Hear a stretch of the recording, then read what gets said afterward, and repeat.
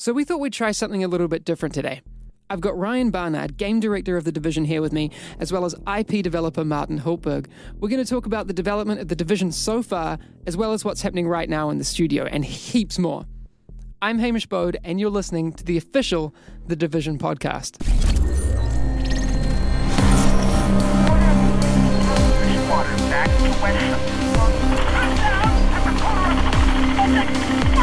Back to West.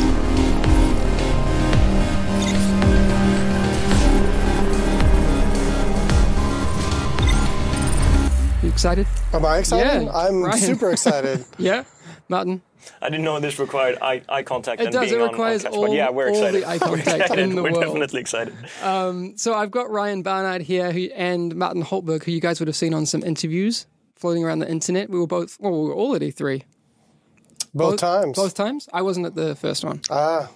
Martin, were you there the first time? I wasn't there first time. Second time. I had only just arrived at Massive, so I came into this madness. I thought you came the first year. I'm always with you, Ryan, but Yes, I wasn't in actually spirit. there in person. All right. All right, so I thought we'd start by talking a little bit about the inception of The Division. The inception I wasn't here, and I legitimately don't know what happened. Yeah, okay. So I guess I can speak to that. Please. It was a few years back, I would say. We were a different genre of game. Ubisoft is really great about giving a lot of creative freedom to their studios when you get a mandate from the big man, from Serge himself. And we had a mandate to basically make something with Clancy and RPG. Yeah. And we had a game of a different type that was basically going in a direction that Ubisoft and us internally were not quite 100% happy with. Mm-hmm. So we had kind of over the summer, which Sweden has, like 9 months of a summer vacation, if you guys haven't heard of. That's new to me. Yeah, That's 3 weird. days of sun and 9 months of vacation. Yes, so we had Sweden. during our if you guys if you have the opportunity to work in Sweden, you should take it because you get a 6-week summer vacation. I can vouch for that. During our summer vacation, we had to the creative director at the time. I was associate creative director, the narrative director at the time, and the art director. Kind of had to have a brain summit and kind of look at how we could take what was good, take what we liked from the kind of the DNA of the game the direction we were going, and then create something new in the Clancy universe. Because, as you know, there's a lot of strong games that have their own niche. So from that room, we came up with that idea of, to be different for Clancy. Mm-hmm. Clancy's all about preventing what happens, killing the guy, surgical strike teams, high military, unit stuff. And we thought it would be really interesting. What if the bad thing happens? And we come up with a Clancy unit that responds to something horrific. And that started to spiral the fragility of society, the idea of what type of calamity would happen, what's the response unit, where do we set this game or this horrific thing? So if you guys aren't familiar with the premise of the game, it's a pretty horrific it's brutal. I guess calamity. I don't know what you would call the virus being. Give me a military term. I blame Martin for how brutal my it is. secret dream? Yes, Your your secret dream. Well, yeah. And it all just snowballed from there, and everyone was really excited with it. That's kind of how creativity generally works. You get a spark, and then this thing explodes. Were you a Clancy guy before coming to work on The Division? Was it? Absolutely. Yeah. Okay, you're looking at me like really There's no camera here. No, that's right. Sarcasm might not come off. No, I think I've read Clancy books. I was obviously but I was a Clancy movie fan. Yeah. What was your jam in terms of the movies? Probably certain submarine ones. I'm still the Harrison Ford. What's the one where he buys the plane in South America with the credit card? He makes the joke to the Clear dude. and Present Danger? Is that Clear and Present Danger? Yeah, when he goes there and he's like, do you take American Express or whatever? That's my favorite one. But I played the original Rainbow Six. Okay. Like a lot of you listening to this probably weren't alive when that game was out. But what year was that? I don't even know. Was I alive? I was like 97, I think. Yeah. I was 11. It was my PC graphics test game. Like and, the first time you have a graphics card, maybe that was I new. don't even know if it was standalone, but but the game was super hard, and it was the one shot, one kill. You planned a mission, and then you watched it from a camera. Yeah, that's cool. So yes and no, but I'm definitely an RPG. I've always been a geek. MMOs, normally fantasy, dragons. Yeah, I know magic. we've talked about it in the past, and you seem to be, I think, a little bit more like me into the RPG side of games, right? Yes. So you're a big fan of like the Diablos and the dungeon crawlers and Absolutely. those sorts of things. What about you, Martin? Did you grow up on any Clancy things, or have you grown up yet? Did I grow up on Clancy? No. Well, I've always liked Clancy. I guess I can partially blame my dad for that, who read a lot of the books and stuff when I was younger. But like Ryan mentioned, playing early Rainbows, early Ghost Recons, reading the books, watching the movies, having an interest in military things myself. It was having close a sick to my heart. interest in Sick military. interest. Sick We need to interest, talk yes, about that. yes. Well, we can But talk to be about honest, that. Sure. I mean, for those of you who don't know, actually, we're kind of representing all. There's more than three corners of the world, but we're pretty well spread out geographically from where we come from, right? Yeah. You're a San Diegan? No, I'm actually a Seattlean? Northwestern. I'm a Seattleite. Seattleite? Please. Light? Sorry? You're a Seattleite. Supersonics fan. I am a huge All right. Sonics fan. Okay. Sadly, No, but where did I get the San Diego thing from? I lived in San Diego Okay. when I worked at Sony. Okay, all right. And Martin's a regular Scornish boy, no? Yeah, All right. Sweden, yo. Sweden, yo.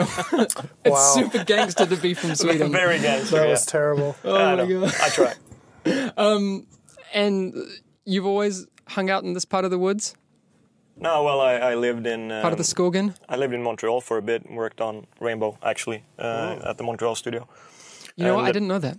Yeah, I didn't. Yeah, and I've been around in Sweden at a few places on and off, doing different things. Cool. I also worked in Copenhagen for a bit, doing PR. Cool. In terms of practicalities, with your military fascination, Obsession? obsession. Oh, I mean, if you're going to call it that, I think that's okay then. I'm just playing along. That's appropriate. Then It's fitting. do you do any?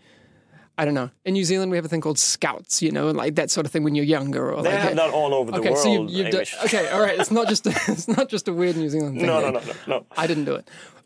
Did you do like community things like that? And then did it grow into? Okay. Okay, You want us the your full? I want the you life want my full story embarrassing of, history here? I want the. We can share embarrassing stories. Okay, it's going to be embarrassing, All right, and I will go for share. I was born a scout. My mom was leader of the local scout organization. So since A den mother, if you yeah, will. den mother, if you will. Do Yes. they actually call them that? In the I don't States. They do. Okay. But as a small kid, I grew up with scouts up until I was like 14, 15 years old. And then after that, I got interested in something that had a bit more explosions involved. In Sweden, there was at the time something called, it's kind of like ROTC in the States, where you like prepare for your military service or whatever. Okay, I feel like Ryan and I don't know what ROTC is. I think Ryan knows what ROTC is. I've heard of it, but Okay, can you explain? It's like pre-cadet type thing. Okay. And, yeah, you do it before you go to military service anyway. Yes. All I started doing that. And then after that, I worked a short while for the Air Force in Sweden. And my interest for not just military, but for civil defense as well kind of grew out of that. So I'm now quite active in the Swedish civil defense. Okay, all right. So like a response to disasters and that Yeah. sort of thing. Yeah, crisis communication, actually. That's oddly fitting. Sweden being wow. very prepared to Yeah. defend themselves civilly. Yes, civilly we're extremely well Okay. prepared. All right. Military-wise, working on it. Yeah. Military. Okay, I mean we have one representative of a big military. The New Zealand military is more just like we don't boat with a exist. gun. We have a boat. Yeah, I'm We sure. could conquer both your countries with the Coast Guard. Let's just. No, that's true. Of course, you could. Oh, that is the most evil laugh I've heard out of you in a while. Excellent. Excellent. And he's actually serious. Yeah, of course it was. So, Infiltrator, No. spy. I mean, that you know a lot about how we should actually react in a disaster. Ryan and I might be a little bit less prepared, to be honest. I don't have a disaster kit at home. I have some dog food that my dog hasn't eaten yet, but that's about it. That says a lot about the food, or maybe, I don't know. I would go to Martin's place. Yeah, I would that's 100% my go to biggest. Martin's place. That's my biggest concern right now. Is that well prepared or not, I'm gonna have to house 400 developers from So you've Massive sold if it too the well. shit hits the fan. I would die immediately. Possibly. My new plan revolves much more about bugging out than bugging in. So. Oh, guys, sorry, I didn't get your call. Exactly, It's, the place I will be missed empty when it. people get there. Oh, I moved and changed the locks. I'll leave I a few forgot to sandwiches tell on you the door guys. so people can. No, all right, but Ryan and I are okay to come when things Fishing go a right. bit, yeah. I'll leave a secret note for you guys All right. under as the long as we windowsill. get preferential I have a treatment, spot. Yeah, I'm yeah, kind of we talked happy. about it. But we talked about that, just you and me. I feel like we should talk about the game. Yeah, Sure. maybe. Yeah, Might you guys be more been interesting. playing it recently? Do we play? I play the game a bit. You played the game a bit? Yes, Yes. a bit. That's It important happens. since we're Yes. making it. I try to play. I mean, all joking aside, I try to play every day. Yeah. At some point, some days are harder than others, but then we usually do at least twice a week, kind of a more structured hourly, play session on something. Yeah. Whether it be events in the game or Dark Zone or whatever specific thing we're trying to look at, because it's such a big game. You don't have the time to play for 40 hours at a stretch. No, especially very often. when things are going in thick and fast. Yes. It's, And then we do the external playtest as well in the lab. So, Yes. I mean, we watch a lot of people come in who haven't seen the game before play as well, and that's extremely useful too. Yeah, we get Yeah. data all the time, and Yeah. I think they're doing that almost weekly now. Yeah, they are, yeah. That's really, really cool. I mean, I played the other day, and I feel I get these moments every time I play where things are going into the game so quickly. Like, even if it's just something simple like a new shader or something, I'm like, hang on, that looks different. That looks really cool. And I feel like I'm playing this amazing game that's kind of just organically growing. We've been so close to watching our baby grow up Yeah. that it's hard to get perspective sometimes, but it really feels awesome. It's like going to the dairy and getting a 50-cent mixture after school, and you would open it and you have all these. Okay, you guys are looking at me weird. I don't know Okay, what I have to what you're translate. talking My about. analogy's falling very flat. Okay, in American first, like going to the 7-Eleven, Yes. which is a dairy, or like a corner store, a mum and pop's Okay. 7-Eleven. I don't know what you would call that. Okay. And getting A grocery store? Sure. Okay. And getting a bag of candy, Nice. but a mixed candy, I right? see. And you get all these nice little things. That's a shader, for example. Do you get it? Yes, so our candy All right. bank is growing in your metaphor for the game. Exactly. No, it's good. Does a metaphor work for you? It does. Does it I think work that for Martin? the interesting part of it is like we've seen the candy bag for a long time. Sure. Like we've known what we wanted to do, and we've been able to see individual systems, and we've tried them in gyms or in fairly isolated instances. But for a while now, we've been able to combine all of it, like get the full taste sensation, right? And that's the awesome part, I think, to see how it actually blends all of it. They won't know what a gym is, by the way. A gym. No, a gym is. I don't know. Look at me. I don't know what a gym I is. think so- it's but, actually How would interesting. you explain It's a a gym? great way how we, in the game, like since its genesis, and Snowdrop is awesome for this, is we're about iterative development with the division. So a gym is just a small, usually local way that developers can put something in, test it quickly, play with it before they check it into the main game, Yeah, to the kind of big like game. a feature playground. Yeah, it is. It's like it's a small little personal, and we call them gyms for the game. So GYM, not the name gym. yes, No, What we if don't we have call any them gyms. gyms? Not many gyms. I don't think probably we have not any a lot of gyms. A lot of Johans. A lot of Johans, Johans, a lot yes. of Magnus. Magnus, a lot of Petters. Everyone's called Petter. Petter. Yes, so you have your blandad goodies Yes. in Swedish. Well, would that be what you would call it? Well done. You know Yeah. the two most important words. Now you'll be fine in Sweden. All right. Blandat godis. And the good thing is that you can finally see that coming together. And I think on these types of games, that always happens because you have a lot of stuff that is designed. It's it's put on schedules. It's put on scope. posters. It's it's in the list to be put in the game eventually and created. And there's a lot of different components that come into that. And only as you start to get closer and closer, and you see these games are built wide, you start to see those things come in. Everything starts to fit and starts to feel better in the game. All of a sudden, there's tons of more things to do. You have a variety of new weapons, new skill, whatever is coming in. So it's good to see. Cool. I've been meaning to ask you guys, favorite moments from last year. I mean, obviously, it's been a whirlwind of, I guess, 18 months, more than 18 months since we announced the game. I mean, the last time I remember seeing you guys all together outside of here was E3. How was that? And apart from being mental, I was stuck in a hotel room making videos. You're just assuming that the favorite moment was E3? No, favorite moments at E3. Okay, favorite moment at E3. Okay. It was fun. I mean, I know, Ryan, you had a lot of maybe fun anxiety with the Microsoft. Yeah, there was fun times. I mean, E3 is such a mix. It's like I think for people outside the industry, it may seem kind of maybe a little more fun and glamorous than it generally is for the developers when you go. It's a very, very high pressure, high, how do I put this? High delivery point for every game in the industry. Everyone, especially big games, big AAA, mass market games.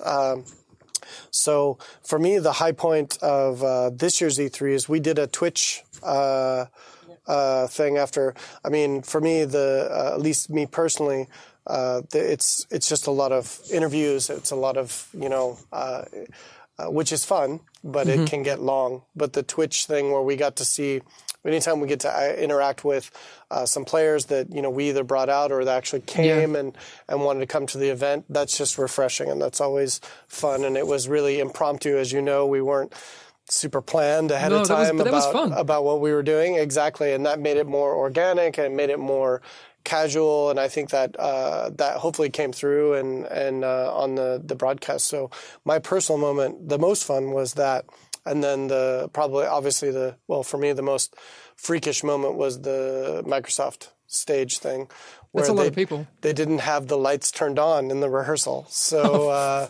When I came out when we were doing it live and the whole place is lit up, and I don't know, is it 6,000 or 7,000? I don't remember. It was a lot. It was big. Yeah, so I peed myself a little bit. You did? I saw that. Just a bit. And I almost screwed up what I was saying, and I'm generally not nervous at those things, but that was pretty. I know it's a weird thing in our industry that has happened since I started, that being a developer never involved in the job description was charismatic, speaking to huge groups of crowds. It's like you just want to be a geek and make something fun, and that you can kind of show off to your friends, and that, oh my God, maybe somebody would buy this game, and now this is part of the job. I think typically it's not involved in any job description either. You were just lucky enough to be the American on the team that could have some charisma and go up there and do the thing, right? So understand you when you talk. That must be nice. Oh, Swedes all are your too stars hard were aligned. You speak English better than most Americans. I have to say, since moving to Sweden from America, I am understood more here than I was in Southern California. Sure.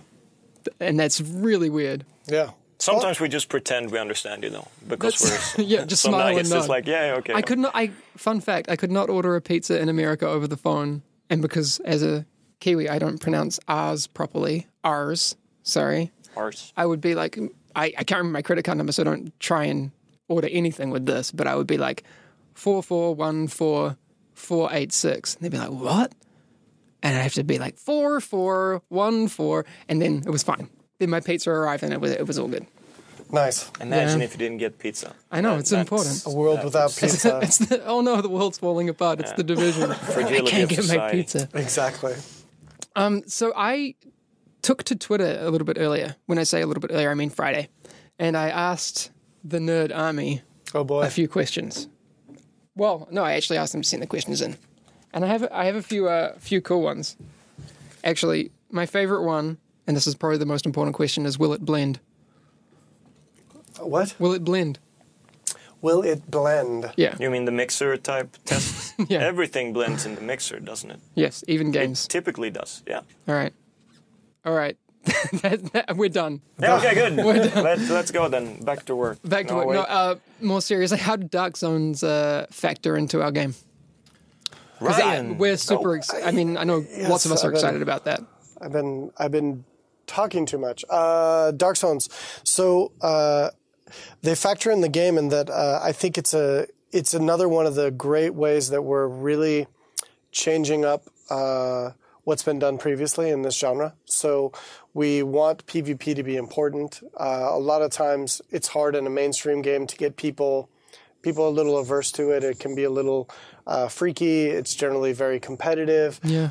You and I play a lot of competitive games, and the community in those games can be generally a little bit hostile. Well, they've traditionally destroyed a few games, unfortunately. Yeah. So we don't want that. No. So what we want to do is create a public space in the game that you can, it's all opt-in. So when you're moving into an area that there's this added layer of potentially you can be engaged at any time from another player. Mm-hmm. So what we want to do is bring the fun components of PvP and other games in this genre and others. Try to make the mechanics more positive, so you never really are punished. Yeah, because I think people worry about the punishing factor quite a bit. I mean, we're all kind of gluttons for a little bit of punishment, right? Yeah.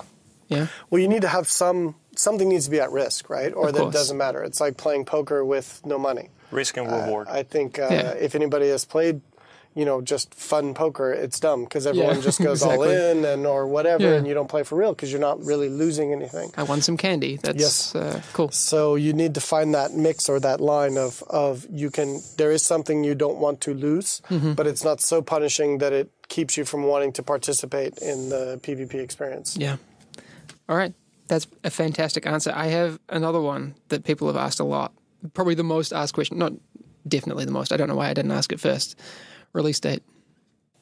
Release date. I can. Go, Martin. I can. Sometime 2015. Sometime 2015. Yeah. So between now and 300 days away. That's how specific we are in this place. I mean, the end of the year is close. We are 2015. Yeah, we're already in it. We're already So this year, guys and gals. We're already 10% of the way through 2015-ish. Yeah, it's scaringly close. Okay, let's stop talking about it. That's scary. Yeah. Actually, I have a question from myself that I tweeted at myself in my head right now. Because you guys kind of come from, I think, slightly different avenues. For me, at least. How do you balance the RPG elements of the game with the realism that you try and create? Because, Ryan, obviously you're very interested in the RPG elements and making it work in terms of game mechanics, but obviously our game is aiming to be as realistic as possible. We constantly fight in a loving way. Yes. And try to find it's seriously though it's a tightrope. I think all of us working on the game understand the necessity and the appeal of the fantasy that we sold, and part of it is the RPG mechanics, and part of it is the setting of the game, which is a realistic New York with a realistic scenario. And the key is to find mechanics and in a sense realism or scenarios that facilitate each other. And then of course sometimes you make some sacrifices. That goes both ways, but it's something we constantly look at and talk about and try to make sure that we make both as much justice as we can, actually. Yeah, because it just needs to be fun. Yeah, of course. My favorite word is plausible. Yeah, we use for sure. That's true. As long as the gameplay has to be key, because it doesn't. In the end, if the game isn't fun to play, doesn't matter how logical it is, and we're not making a New York simulator. No, it's definitely not a sim. But yes, we definitely want to make sure that we stick to the tenets of Clancy, that we are grounded in reality, that everything has a base, and we do a lot of research, a ton of research on everything, location, virus, response. The amount of research that goes into this game is pretty staggering. Yeah. There's been definitely a lot of work done there, and you touched on it right now. It's like most importantly, the game has to be fun. If it's not fun, RPG or not RPG, plausible or not, that's all of it's going to be. It's not going to matter. So exactly. It has to gel in a way that's fun, and that's the guiding light for all of us to make a good game, fun game. Perfect. Actually, you might I don't know if Martin will find this entertaining. There's a guy I've been talking to on Twitter as well who goes by Mantrus on YouTube, a great YouTuber, and his name is Pala. That sounds suspiciously Nordic. Yeah. The question, and he won't mind us talking about what his name means in Swedish, how open is multiplayer? Can we free roam, and will we come across people out in the world? Yeah, I mean, I don't know. This is more of a game director Ryan question, actually. But I'm interested to how you would answer this. Yeah, okay, I'll give it a stab. No, but we have the social areas, and we have like the Dark Zone. But we also have something we call the hub, where you can meet other people, and it's a non-combat setting. And then the open world itself, where you roam around, that's a co-op space for you and your close friends to enjoy in a very tight and atmospheric experience, which you get when you play with your friends. And then when you move into the Dark Zone, there's the threat of other players, but you can't really tell if they are there, how many they are, where they are. That's the uncertainty of the Dark Zone, which we try to add. Okay, how did he do, Ryan? He did well. He did well? Do you have anything to add on that? No, I think it's again, the only thing I would add is we want the best of both worlds. So we want the more polished, intimate, engaging experience in the open world, where it's you make the choice of who you want to invite into your own little gaming space. And then we have public spaces, which is the term we use, which would be the hub and the Dark Zone. Perfect. All right. Another guy I've been chatting to, James Geddy, who I had the pleasure of meeting at E3 from the Division blog, he asked, can you talk a little bit more about the permanent item loss in Dark Zones? Sure. We kind of brushed over it a few minutes ago. Yeah, I think there's been, many interviews that we talked about it. We are trying to be, we want players to experience it as much as possible, as fresh as possible, so we don't go into super detail about different things. But the first thing to keep in mind, is it James? James, yeah. James, is that it's not permanent item loss. Yes. So in the Dark Zone, the items that you come across, there is something different about them. And you need to make them permanent, you need to actually go through a process with his extraction. We've talked about it. We've shown videos. Okay, we have talked about extraction? Yes, we've talked about extraction. If not, we've done. If not, we will edit the crap out of this podcast. All right. Yeah, exactly. Then those items, once you successfully extracted them, then they're permanent on your character. But you still cannot lose them when you go back to the Dark Zone. So the only thing you potentially can lose is these items that are not completely cleaned or permanent to your character yet. So what you just found, basically, something Exactly. you really, really want and you found, and until you go through the necessary hoops, you're at risk of losing it. Yes. Yeah. So I'm not going to die and then be completely naked when I wake up. Exactly, and that's the point that I was making before, is it's finding that line between too harsh, which are the games that give permanent item loss or permanent death or those kind of things, which I believe is a little bit too hardcore for mainstream, but giving the sense of, oh my God, I want this and I don't want to lose it, and that creates the tension, the suspense, the kind of fear almost of the magic emotions that we want in the Dark Zone. Perfect. No, I can completely agree. This one won't mean anything to Ryan and me, so that's why we've got Martin here. Excellent. Ian Stevenson, he actually sent this over Skype, and we'll talk about that in a few minutes, actually. This list of weapons: the G36C, the Scar L, the M249 SAW. Will they be in the game? I'm assuming those are guns. Yes, they are. There's an assault indeed. rifle in there, right? They are, yes. Okay. Yes, and light machine gun and whatnot. Actually, it's a interesting question. I don't know how much details we're giving out on the complete weapons list yet, Hamish. Okay. Can I press you for any information? Later. All right. But we have like machine guns, we have assault rifles, we have... we have machine guns and assault rifles. Oh, we can't have say if sniper they're rifles, those shotguns, ones? lots of different types of weapons for sure. And there are some of the more common expected weapons in there, and we tried to find some exotic stuff as well that's not so frequently used in other games. Okay, so there's a lot of options. Yeah, I mean, add some flavor to it, add some spice. We got Americans making our guns. Americans, yo. Yeah, that's Red true. Storm. The guys at Red Storm are Yes. So if you're into churning them guns, out. don't worry about it. Do Red Storm's got not. you covered. Exactly. Do not worry. Okay. Masters of what they do, so all right. bring good ends. So I just mentioned that this guy sent in a question over Skype, and that's something that we've mentioned in some web articles that we've been doing. So we've now set up a Skype account for the Division game, spelt as it sounds, and we'd love for people to send in video messages. And a few of you guys have done it already, and it's really cool to actually see your beautiful faces and hear your beautiful questions. So please do. Please send them. Please no flaming or that sort of thing, although we are aware that it will happen. It's fine. Please do that, and we'll include it in our community Q&As when we put those out. Do that. Sounds cool. Yeah.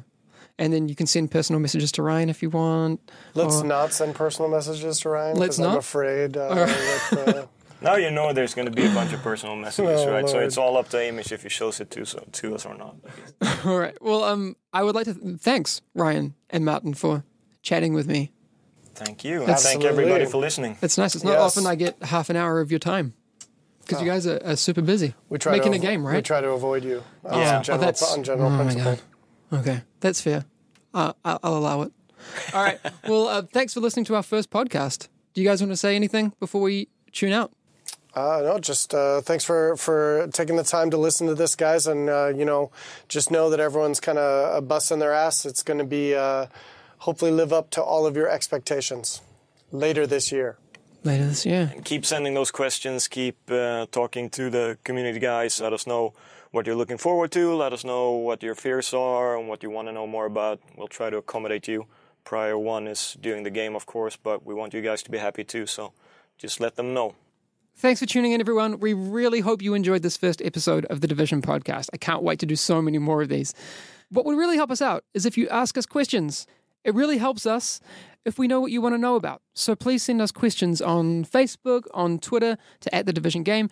Also, like I mentioned before, you can send Skype video messages to The Division Game. Until then, please don't forget to wash your hands, and we'll see you on the internet.